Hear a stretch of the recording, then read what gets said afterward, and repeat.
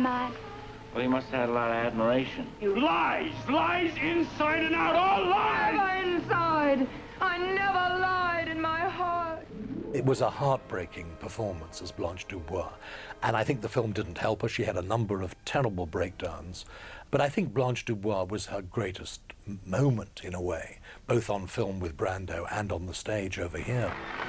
The Best Actress is revealed by Ronald Colman, and A Streetcar Desire becomes the first film to win 3 acting awards. By radio in a New York dressing room, Vivien Leigh, with her husband Laurence Olivia, here's... The winner is Vivien Leigh in A Streetcar Named Desire. Vivien could hold a screen like few women could, but Blanche was hard to live with. Vivien was ill. She was crazy while we were making the film, because she couldn't stop partying. And even the weekends, she'd have open house. Marry me, Mitch. I don't think I want to marry anymore. No, you're not clean enough to bring in a house with money.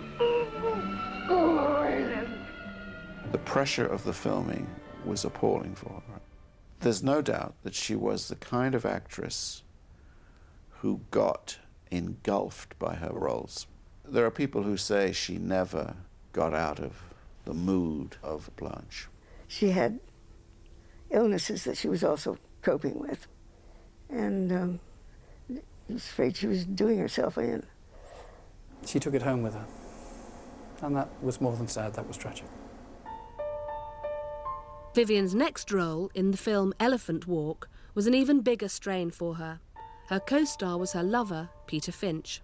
When they got to Ceylon, possibly Vivien's exhaustion, her highly nervous state, the return to the kind of sensual climate that she'd known as a child, put her immediately into a manic state in which she proceeded to make quite violent physical love to Peter Finch, disrupted the production.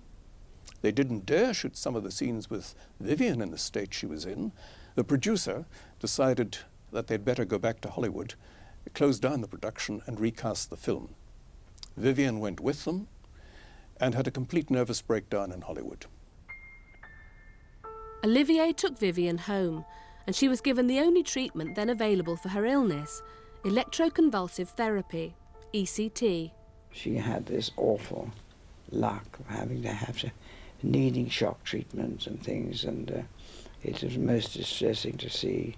I went down to Notley to see her one day, and it was, I never forgot it. It was the saddest sight I've ever seen. She was being looked after by a nurse in a white uniform who never left her side, and she was kneeling on the ground digging, just digging with her fingers, you know. And she knew me only after about half an hour of my being there, but she didn't at first. Nowadays, she would have the pills, she would have the Betty Ford clinic, she would do the comebacks. She'd be like Liz Taylor, she'd still be working at 80. But in her day, there were no pills, there were no clinics, there were no publicists, there was nobody between Vivien and an outside world which she found chilly, hostile, and sometimes, because of her mental state, could not cope with. The strain of Vivien's illness was inevitably telling on her relationship with Olivier.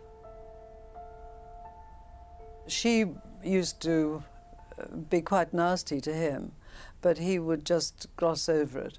And I used to say to him, why do you take it? You know, why don't you argue back? He said, no, it's better. He said, it's better for me to not argue back. We'd all been out to dinner and came home and everything was all right. And then all of a sudden, Larry was pounding on our door and he said to me, would I come and help him with Vivien? So she'd suddenly gone completely berserk. And it was, you see, I don't know what their sex life was altogether, I can't say, but she always wanted more of this side of him than he was able to give. And he was just exhausted by it all, I suppose. And she was beating him across the face with a wet towel. And so he came to get me to help him. So I was shut in the bathroom with her until I got her calmed down. But I mean, you wouldn't leave her in the bathroom alone because you thought she could harm herself. She could do anything. She said, I can't tell you how boring he is in bed. And I remember being very embarrassed, and I happened to look round at that moment, and I saw his nibs. The door, you know how when a door is open, you can see, and I could see his eye through the, and I thought, for God's sake, come in, don't listen to this conversation. She said, I lie awake there, and there he is snoring like a hippopotamus, and I want a good, can't use the word apparently, she could.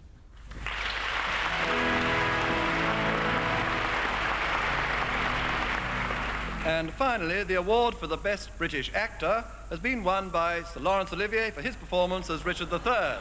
Here once again is Sir Laurence. In spite of their difficulties, in public, the Oliviers continued to pretend that all was well. May I say what a deep happiness it has been to me to have received these awards at the hands of one so dear and precious to me as she who has bestowed them.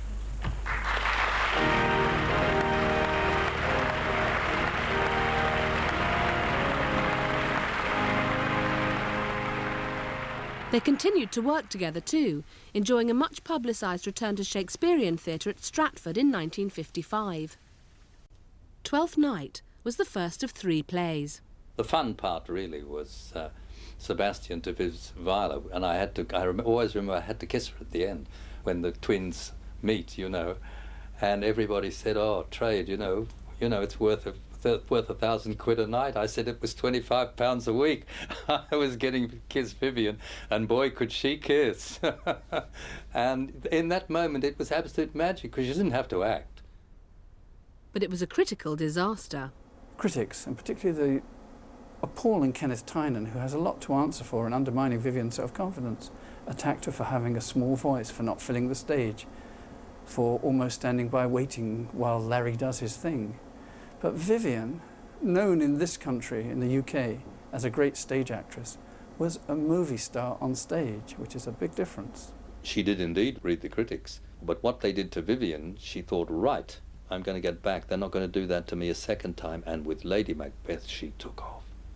It's the best Lady Macbeth I've ever seen, and I've seen pretty well all of them. Vivien took her voice down. She looked, and the makeup, the rather sensual, rather cruel mouth, it was absolutely tremendous.